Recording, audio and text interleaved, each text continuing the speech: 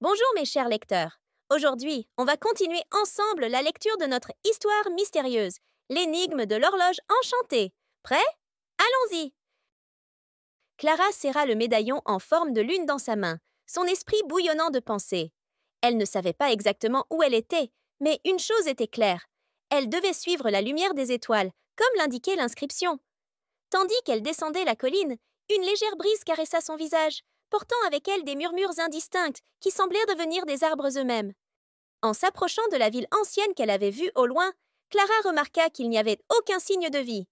Les rues pavées étaient désertes, et les bâtiments, bien que magnifiques et ornés de sculptures élaborées, semblaient abandonnés depuis des siècles. Le silence était presque assourdissant. Alors qu'elle avançait prudemment, elle entendit soudain un bruit derrière elle. Clara se retourna rapidement, mais ne vit rien. Son cœur s'accéléra. Elle continua à marcher, mais le bruit se fit entendre à nouveau, plus proche cette fois. Elle sentit une présence et se tourna juste à temps pour voir une ombre se glisser furtivement dans une ruelle sombre. « Qui est là » appela Clara, sa voix tremblante. Une silhouette apparut lentement de l'ombre. C'était un garçon d'environ son âge, avec des cheveux noirs ébouriffés et des yeux d'un vert intense. Il portait des vêtements en lambeaux, mais son regard était vif et alerte. « Je pourrais te poser la même question, » dit-il en s'avançant, un sourire en coin sur ses lèvres. « Tu n'es pas d'ici, n'est-ce pas » Clara hocha la tête. « Je m'appelle Clara.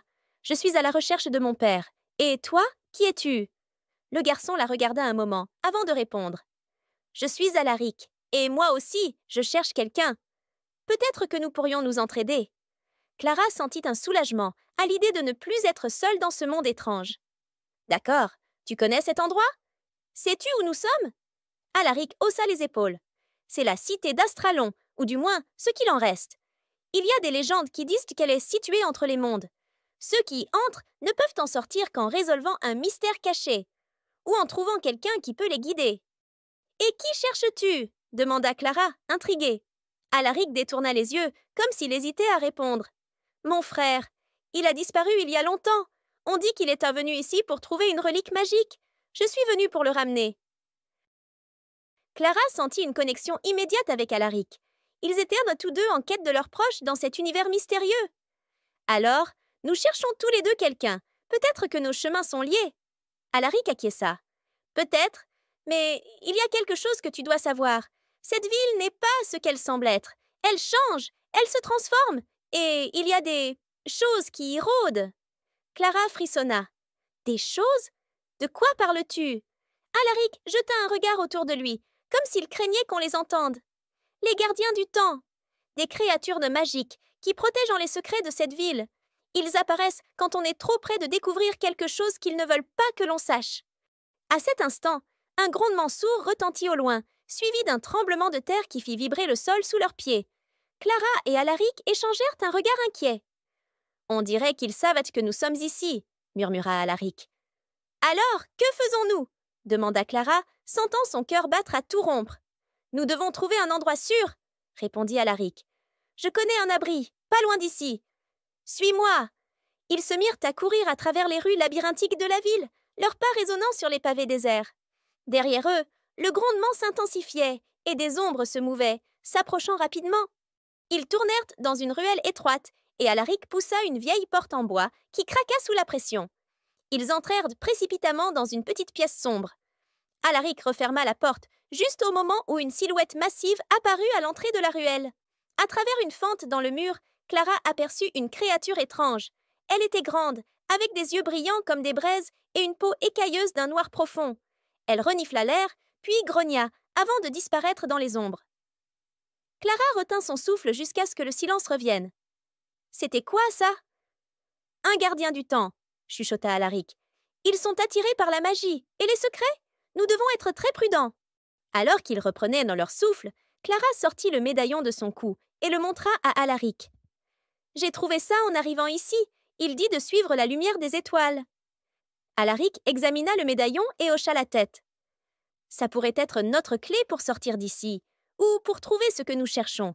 Mais pour cela, nous devrons déchiffrer son secret. » Clara acquiesça, déterminée. « Alors, commençons. » Mais à ce moment précis, un murmure se fit entendre, émanant des murs eux-mêmes.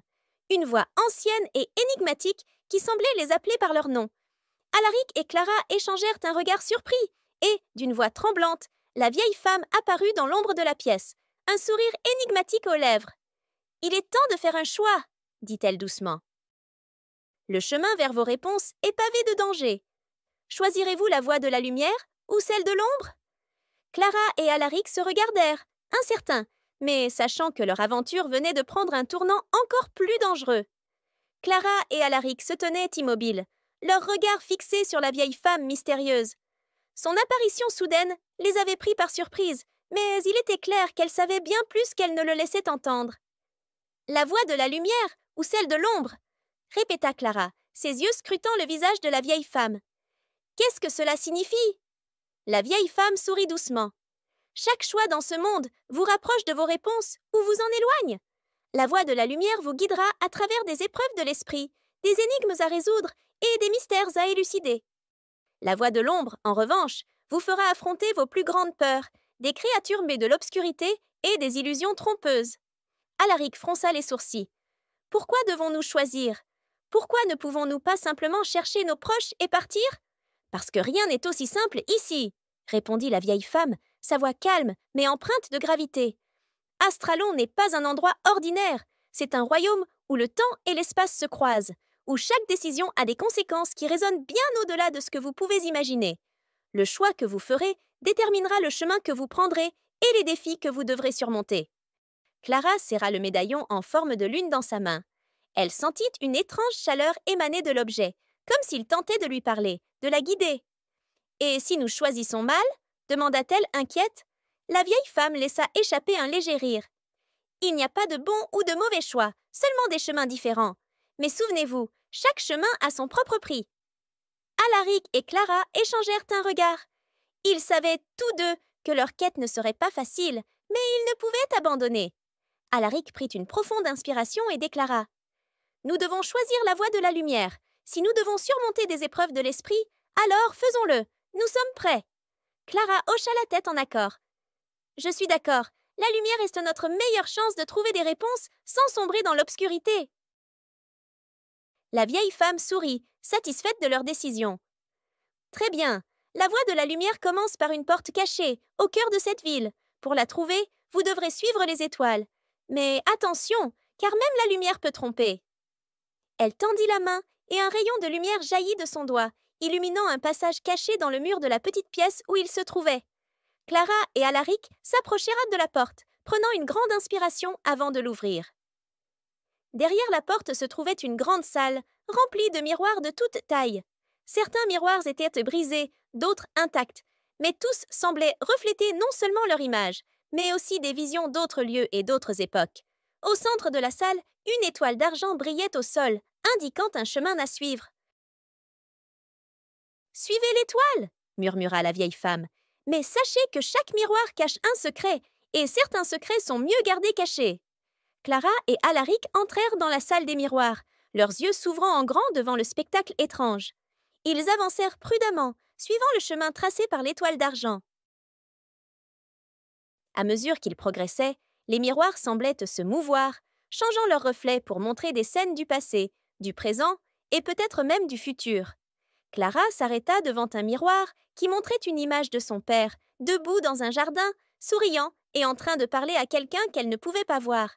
Elle tendit la main pour toucher le miroir, mais Alaric la retint. « Ne touche pas, » murmura-t-il. « Les miroirs peuvent être trompeurs. Ils te montrent ce que tu veux voir ou ce que tu crains le plus. » Clara hocha la tête, reprenant son chemin. Mais à ce moment-là, un bruit sourd résonna derrière eux. Ils se retournèrent pour voir une silhouette sortir d'un des miroirs brisés. C'était une femme, vêtue de noir, ses yeux rouges comme des rubis. Elle avait une présence terrifiante, et son regard perçant semblait traverser leurs âmes. « Bienvenue dans la salle des vérités, » dit-elle d'une voix glaciale. « Pour avancer, vous devez faire face à vos plus grandes peurs. » Clara et Alaric se regardèrent, conscients que leur épreuve venait de commencer. La femme en noir leva les bras, et soudain, les miroirs se mirent à trembler. Les reflets devinrent des illusions vivantes, sortant des miroirs et les entourant. Clara vit des ombres de sa mère, de sa maison, des souvenirs d'enfance déformés et corrompus par des mains invisibles. Alaric, de son côté, vit une version plus jeune de son frère, le regard accusateur. Pourquoi m'as-tu abandonné? Demandait le reflet, avançant lentement vers lui. Clara et Alaric sentaient la panique monter. Ils savaient que s'ils se laissaient submerger par la peur, ils seraient perdus à jamais dans cette salle. Mais au moment où tout semblait sans espoir, le médaillon de Clara s'illumina d'une lumière douce et apaisante. Elle sentit une vague de calme l'envahir, chassant ses peurs. « Concentre-toi sur la lumière, » murmura-t-elle à Alaric. « Ignore les ombres, elles ne sont pas réelles. » Alaric hocha la tête, prenant une grande inspiration.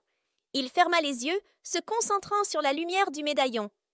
Les ombres commencèrent à vaciller, perdant de leur consistance, jusqu'à ce qu'elles disparaissent complètement. La femme en noir les regarda avec surprise, puis un sourire cruel étira ses lèvres. « Vous avez réussi la première épreuve, » dit-elle. « Mais ce n'est que le début. La voie de la lumière est semée d'embûches. » Elle fit un geste, et la porte de la salle des miroirs s'ouvrit, révélant un nouveau couloir, plus sombre, plus sinistre. Clara et Alaric se regardèrent, sachant qu'ils devaient continuer. Mais une nouvelle question brûlait dans leur esprit.